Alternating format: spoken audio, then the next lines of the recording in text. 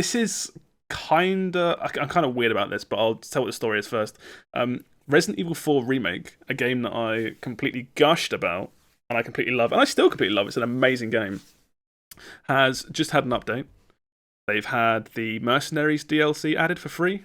So, Okay. kind of cool that it's free, but also it was in the original game, so it's probably just more of Should have been there. more of a delay on it than free DLC.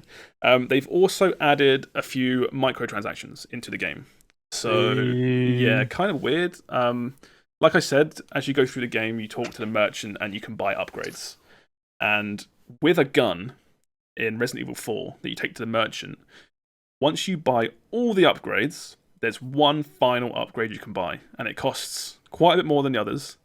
And it's like the one big upgrade at the end of a skill tree. So it'll be like the pistol, that's better for like penetrating enemies, like 2 in a line kind of thing. Buy this upgrade, you can now shoot 5 in a line. Stuff like that. Yeah. Or the shotgun that's known for having a shitload of ammo, like 24 rounds. Final upgrade, twice as much ammo. Now it's like 48 rounds, or 48 shells. But it's a big, expensive upgrade. It's normally like hundreds of thousands of in-game currency. They've snuck in microtransactions to now buy these final upgrades for your gun. Tickets, right?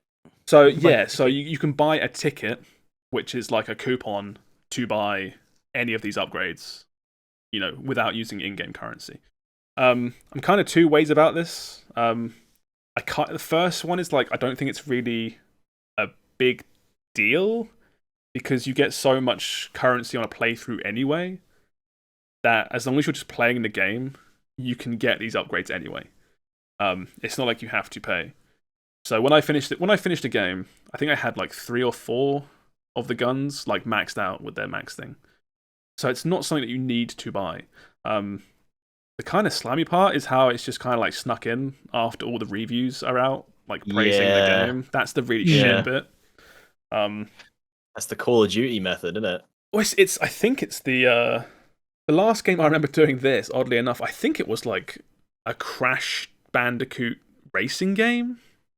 Did something similar, where it was like, it wasn't soon after launch, but it was like a few months after launch. They opened up a whole marketplace of like microtransactions and stuff, and it's like, hang on a minute, no. Like, all these reviews hailing the game for having no microtransactions are now false. So it's a really weird place. I don't know. What do you guys think of this? I personally think, like, you say it's not that bad. I think it's not that bad on paper, but it's the precedent it sets. Like, our other games could be like, well, we can sneak in a microtransaction here or there in our games, like do it post-launch, so it avoids the reviews. And at first, it's just like these weapon upgrades that probably aren't going to affect too many people. Like, it's mostly going to affect people doing New Game Plus, I believe, or going for New Game Plus, trying to like max everything. But like, it's like, oh, it's like the final weapon upgrade here. Then it's going to be character levels. Then it's going to be this and that, and it can very quickly get out of hand. So I think, as gamers, we should not, we shouldn't let this one slide. Yeah, I think I agree with Steve on some things. I think this is like gonna get mostly the people that are like struggling with the game. I think anyone doing like New Game Plus or whatever is like, they already know what they're doing, so they already know what guns they're going to use, where to get the money. Yeah. If you're on New Game Plus, you have completed the game and you understand enough of the in-game economy to know how much money you can get and how much things cost. But what I do agree with is, like, part of me is like, oh, it's a single-player game, it doesn't matter. And now I'm like, no, it genuinely does matter. Like, why are they putting it in?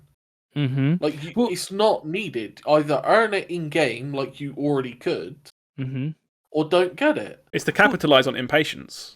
Yeah, I was gonna say, well, even like you said about people struggling, they probably have upped the price of the final upgrades in game to make it so it's like, oh well, you got to grind all this gold, or you could just but spend £2 on this ticket. That's the weird thing that I find about it is like I said, and I stand by it, is I played RE4 Remake on normal difficulty going through, and I thought it was really well balanced. There were certain bits where I was struggling for ammo or struggling for health, but it's like it's a survival horror action game. Like that's Yeah. part of the experience. I felt like, so like that's why I said I agree with Sam. I think it's to almost like catch people that maybe don't play a lot of games early on in the game, where they're like, oh, I'm low on ammo or I'm low on health, instead of pushing through and having like, you know, that push pull of a game where it's like, oh, I'm dying, now I'm doing well, now I'm doing bad. It's just like, well, I'm just gonna buy all the upgrades for a gun and just walk through. Yeah. It's very weird. It's really weird. I think I am with you guys on this. Where I don't think the microtransactions are bad as far as certain games have microtransactions. I think they could have been like way worse. But I think just the sneaking it in, you know, a couple of weeks after launch is like, come on. It's the sneaking in, but also like I understand games have to change, like especially like remakes and stuff. A lot of people suffer from like what I like to call TikTok brain, where they don't have the time to put into these like massive long games, and they do like convenient shortcuts. Did they need to charge real money for it? Like, could they not have just like so whenever like Final Fantasy does a remake of their games, except for Final Fantasy VII, you know, remake, because that's like a whole separate game. Yeah. But they often have like the cheat codes basically just in the game, so you can be like max your character level, have take no damage. You know, it's just like it's there if you want it, but you know you're ruining the experience if you do use those. But it's there. It's the fact that they're like, oh here's just a little bit of money on this full price single player release game. Or cheat codes fundamentally vanished as soon as developers realized that you can charge people for them, and people are willing to buy them. It's not because like if you put these things out and no one bought them, they disappear in a second. but people obviously do buy them. And this game isn't the first game. This isn't the first single player game to offer upgrades. You have like all the Assassin's Creed games have, you know, XP boosts and this, that, and the other. It's like it's a single player game, and you decide the XP rates. Why am I buying XP boosts? Yeah. That's the worry, isn't it? Is that like they sneak this in now, but then like, do they make Resident Evil 5 remake? You know, they're like, hey, what if we made it 10% more grindier, just so that's a little bit more appealing. That's why I don't think it's the worst thing here. If it was Resident Evil 4 Remake has added microtransactions, and also now they've secretly made the game harder. It's like, okay, fuck off. Yeah. It's like if they want to do microtransactions, just give us beachwear bikini DLC. I knew that was going to come up at some point. Instead, the second you announced it, I knew that was coming. cosmetics. The game already has that.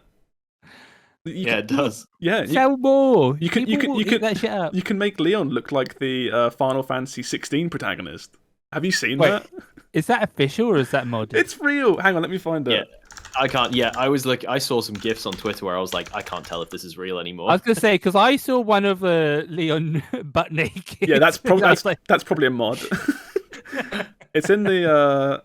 I'll see if I can find this. There's a DLC that straight up turns him into like it's the villain one. Here we go. I've got it here. Look at that shit. That's Leon. That's canon. You can have that in the game. Who's that meant to be again? That's Leon. Leon, no, but what character is dressed as? Yeah, he's not dressed as anyone specifically, but it's just called the villain outfit. Right. But he kind of looks like FF16 protagonist. Oh, 16. Okay. Yeah. I was going to be like, that doesn't like Noctis. I thought you talk about 15. No, we don't talk about 15. But yeah, this game already has like tons of costumes and stuff. So why did I need to add more like, you know, power boosts? Like, no, stop it. I don't know. Yeah, I guess it's kind of like, I mean, you don't just program these things overnight, right? They were always going to do this. Mm-hmm. Yeah. You don't. The game doesn't come out and they go, "Hang on, yeah, we've got a spare minute. Let's program a whole brand new microtransaction system and get it all authorized by Sony, Xbox, and Steam, all within." Because this is it reminds me of when I played Bravely Default for the first time. That game, within like the first hour, it introduces you to like the battle system, and there's a thing where it's like literally in game it has like an advert for like, oh, you can literally buy like a potion that lets you have an extra turn in battle, and it forces you to use one. You don't need to buy it, but it gives you the first taste for free. And then it's like, oh yeah, you can do this, and you just go to the eShop and buy potions to get these extra turns. And I thought that was so scummy. Like, and I never used that system again. Oh, well, like after you bought the game for 50 quid or whatever, and then it's like teaching you how to use the microtransaction shop. Literally a tutorial to get to do this, to kind of like scum your way through the game, and it's like, come on. Like, I'm glad that didn't like pop up, but games are trying it now. It's really becoming a little bit too normal. Well, that kind of feels like Bravely Default 1, which was doing that on the DS. I feel like there's a really specific time period, I feel like, during like Xbox 360 and PS3 era, where everyone was really dabbling with really shady microtransaction shit. And there were like what were like multiplayer passes? Do you remember those in like brand new games? Yeah. Where your boxed game came with a code to play online. Well, that was always to try and beat the used game market. But it's like it was like that, and there was like they were also trying like other microtransaction stuff, like how far can we push the boat in games before. And I feel like for a solid period of time, they really reined it back in a bit. They were like, no, okay, like foot off the gas for a bit. Yeah, well, it all came. I think it's all come back with NFTs. Honestly, I'm glad that that's kind of died out for the most part. But like a lot of game companies really tried it with like the push for NFTs in games, and luckily, the gaming community as a whole said like, no, stop this. Well, yeah, the microtransaction era kind of stopped to make way for the loot box era and like battle pass stuff, and then NFTs tried. NFTs are kind of taking a back seat, and now I guess that everyone's always trying to get a bit more. What era are we going to get into next? Yeah. I think NFTs will come up again at some point. They'll try again for sure. Yeah. You don't think the well's been thoroughly poisoned on that one? I'm really not sure, because I feel like that. Sorry, you go, Steve. I was just gonna say, like, it's money, it's greed and money. Where if they will find some way to make it work, or they will try and try and try. Like the NFT games look shit. They'll make a good game with NFTs, and people will be like, oh, I'm in an iron because it's like, oh, this game looks good. Yeah. But there's NFTs in it, and that's when it's going to start to pop back up again. It just takes, like, you're completely right. It just takes one good game that people cannot miss, cannot skip. Mm-hmm. And then they go, oh, this game is so good. It's got NFTs in it, but it's also fucking World of Warcraft 2 or some shit, or it's like it's amazing, and then it's fine, It's like it's just how it works. Half-Life 3. Oh my god, you're not even wrong. Half-Life 3. When one game becomes acceptable, quote unquote, that will open the floodgates. Yeah. Yeah, I mean that's what's happened with these microtransactions and single player games. Yeah. It didn't get stamped out enough, and thus it's just a thing now. It's going to happen. It's a shame that Ubisoft's opening gambit with NFTs was fucking Ghost Recon something. People were like, nah. I think not. Whatever else, Ubisoft tried it. I think there's still. Like Matt said in chat, like Square Enix are still dabbling with NFTs and stuff. Like everyone's still doing it. You go on Reddit, one of the biggest social media sites on the internet, and there's like on the left-hand panel, there's like NFT and cryptocurrency tabs and stuff, and it's still it's taken a back seat a little bit, but it's still like festering there. I mean, we got so sick of NFTs that we like literally said for this podcast that we would stop doing NFT stories because there was literally every month, multiple every single week. Yeah. It's back, baby. I missed it. Yeah, that was like episode like 5 or 6 or something. It was like NFTs every week for like 8 episodes. Yeah.